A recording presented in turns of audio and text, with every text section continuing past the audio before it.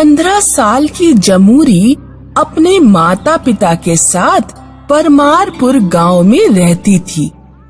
जमूरी के पिता जैसे ही ड्यूटी से लौटते, वो उनकी साइकिल छीन लेती और गांव में घूमने निकल पड़ती। अरे जमूरी, कहाँ जा रही है? कहीं नहीं पिताजी, बस गांव का चक्कर लगा कर आती हूँ। जमूरी अपनी शैतानियों के लिए पूरे गांव में फेमस थी। जब वो साइकिल से गांव का चक्कर लगाने निकलती तो बहुत लोगों को परेशान करती। अरे मेरे बाल कौन ले गया जमूरी? हरी चाचा टकलू है।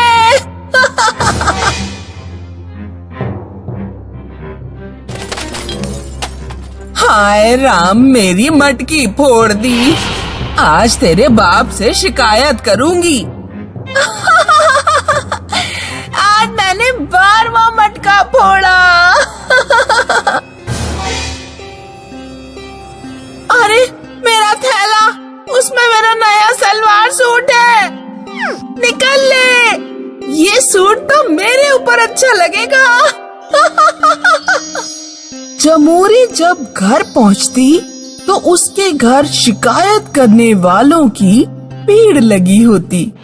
राम प्रताप, जमूरी से इसी समय मेरे बाल दिलवाओ। उसने मेरा मटका फोड़ दिया, मटके के पैसे दो।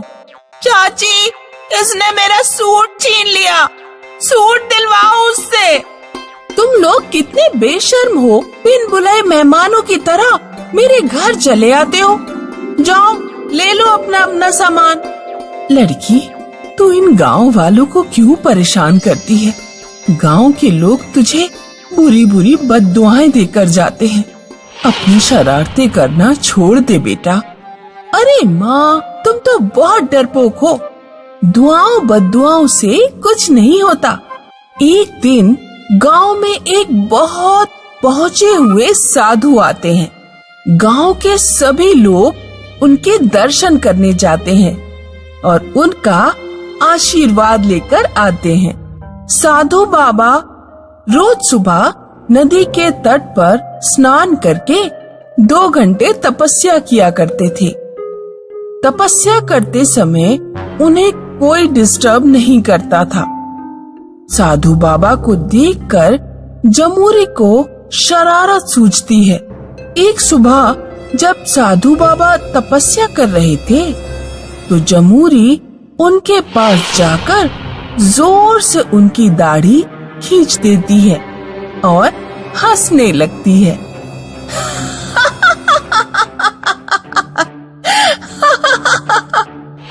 साधु बाबा को भयानक गुस्सा आ जाता है। ए मूर्ख लड़की, तूने मेरी दाढ़ी खींचकर मेरा मजाक उड़ाया। जा, जैसे जैसे तू बड़ी होगी तेरी दाढ़ी आ जाएगी और फिर पूरी दुनिया तेरा मजाक उड़ाएगी। साधु बाबा जमूरी को श्राप देकर चले जाते हैं। जमूरी जैसे जैसे बड़ी हुई उसकी दाढ़ी जमने लगी। अगर जमूरी मशीन से दाढ़ी साफ करती तो कुछ दिनों बाद और भयंकर दाढ़ी आ जाती। जमूरी कहीं भी जाती उसे मुंह पर रूमाल बांधकर जाना पड़ता, वरना लोग उस पर हंसते। एक दिन जब जमूरी बाजार में सब्जियां खरीद रही थी तो 2 लड़कियां उसके पास आती हैं और उसके मुंह से रूमाल हटा देती हैं। क्योरी, दाढ़ी वाली जमूरी, ये मुंह छुपाकर क्यों घूम रही है? पहले तो हमें बहुत परेशान किया करती थी, अब तेरा रुमाल नहीं मिलेगा। चल निकल ले यहाँ से। लड़कियां जमूरी का रुमाल लेकर चली जाती हैं। जमूरी जब घर की तरफ लौट रही थी तो गांव के लोग जमूरी पर खूब हंसते हैं। सिर और घुटवा ले जमुरिया, फिर तू कटप्पा की तरह दिखेगी। अरे ओ दाढ़ी वाली, अब तेरी शादी तो होगी नहीं, चल मुझसे ही शादी कर ले। जमूरी घर पहुंचकर अपनी माँ से कहती है, माँ, मैं उस साधु बाबा को ढूंढने जा रही हूँ जिसने मुझे ये श्राप दिया था।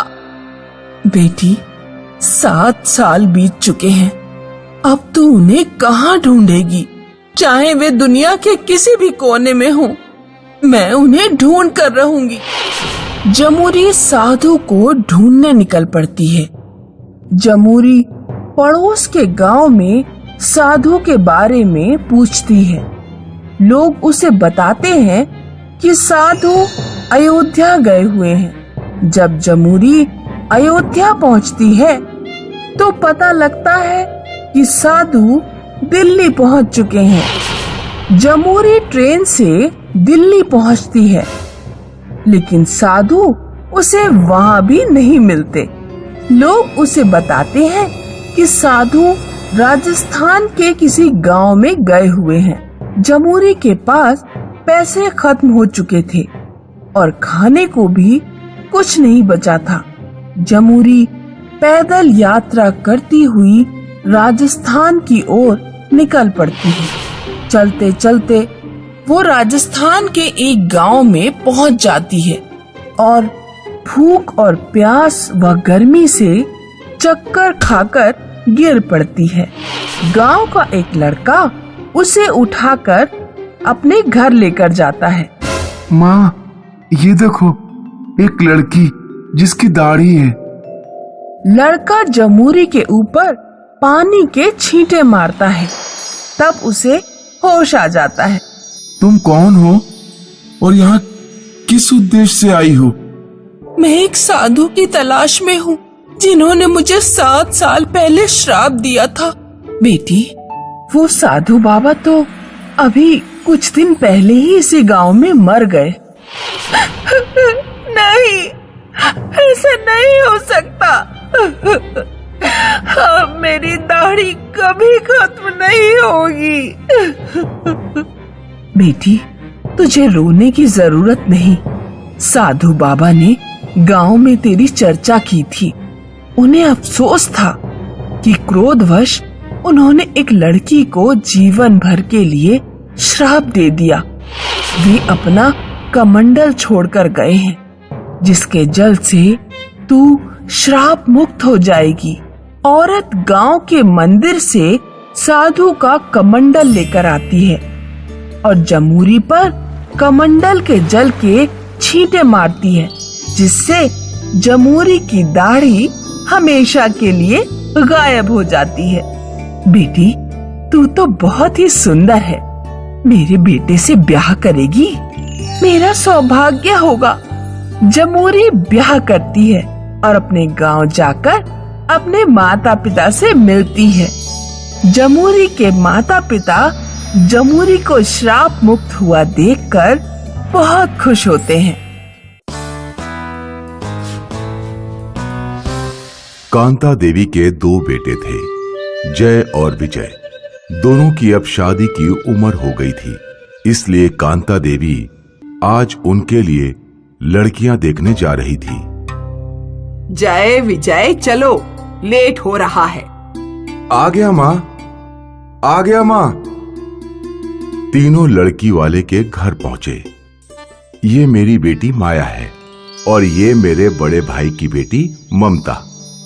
आपके बड़े भाई यहाँ नहीं हैं? वो सालों पहले चल बसे। ममता को भी मैंने ही पाला है। अच्छा है, तीनों बहनें साथ रहे, उससे अच्छा क्या होगा। मैं भी यही चाहता हूँ। दोनों परिवार खुश हो गए और सब ने मिठाई खाई। कुछ दिनों बाद विजय और ममता और जय और माया की शादी बड़े ही धूमधाम से हुई। दोनों परिवार बहुत खुश थे। शादी के बाद कांता देवी ने बहुत सारे रीति रिवाज किए, जैसे गांव वालों को दावत, गाना बजाना, शादी के 2 दिन बाद अब सिर्फ एक ही रिवाज बचा है, वो क्या माँ? ब्राह्मणों को खाना खिलाना। और वो कब होगा? सोच रही हूँ कल ही रखूं, लेकिन बहू इस रिवाज का खास महत्व है। तुम दोनों को अपने हाथों से खाना बनाना है। जी माँ जी। ब्राह्मणों के भोग के दिन ममता जल्दी उठी। वो रसोई में गई और उसने काम करना शुरू कर दिया। माया बहुत देर बाद उठी। दीदी, आप तो जानती हैं कि मुझे ये सब करना बिल्कुल नहीं पसंद। अब आपने शुरू कर ही दिया है तो खत्म भी कर लीजिए। ममता को माया के ऐसे रवैये की आदत थी, क्योंकि माया शादी के पहले भी कोई काम नहीं करती थी। माया अपने कमरे में गई और श्रृंगार करने लगी और बेचारी ममता अकेले सारा काम करती रही। 3-4 घंटे बाद सारा काम खत्म हुआ। तुम अकेले यहाँ हो? माया कहाँ है? वो अभी अपने कमरे में गई हैं। अच्छा। ममता माया की हर गलती छुपा लिया करती थी। कांता ने 2 ब्राह्मणों का स्वागत किया। बहू, ब्राह्मण देव पधार चुके हैं। जी माँ जी। ये सुनते ही माया तुरंत रसोई में गई और ब्राह्मणों के लिए खाना परोसने लगी। ब्राह्मण देव, आरंभ कीजिए। ब्राह्मणों ने खाना शुरू किया। माया दोनों ब्राह्मणों को भोजन परोसती रही। उनका भोजन हो जाने के बाद, भोजन बहुत स्वादिष्ट था। किसी ने बड़ी निष्ठा से बनाया था। हाँ, मेरी दोनों बहुएं सुबह से मेहनत कर रही हैं। दोनों ब्राह्मणों ने एक दूसरे की ओर देखा। तो फिर इन्हें आशीर्वाद भी इनकी निष्ठा के हिसाब से ही मिलना चाहिए। ब्राह्मण ने जादू से 2 फूल प्रकट किए। एक फूल ममता को दिया और एक फूल माया को। और फिर दूसरे ब्राह्मण ने कुछ मंत्र पढ़े और तुरंत ममता के फूल से जादुई धुआं निकलने लगा, जो उसके गले में हार बन गया। धन्यवाद। फिर माया के भी फूल से धुआं निकला, लेकिन वो हार नहीं बना, बल्कि वो मूछें बन गई।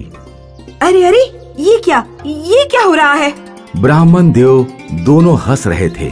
महाराज, ये क्या है? ये निष्ठा का फल है। कांता, तुम्हारी सिर्फ एक बहू ने सारा भोजन बनाया था और दूसरी सिर्फ श्रृंगार कर रही थी। कांता गुस्से से माया की ओर देखने लगी। महाराज, मुझे क्षमा कर दीजिए। मैं आगे से ऐसा कभी नहीं करूंगी। ममता, तुम बहुत निर्मल हो, लेकिन याद रहे, दूसरों से हमेशा दबोगी तो वो तुम्हें दबाएंगे। मुझे माफ कर दीजिए। इस बार हम तुम्हें माफ कर रहे हैं, लेकिन आइंदा ऐसा मत करना। दूसरों की प्रशंसा लूटना अपराध है।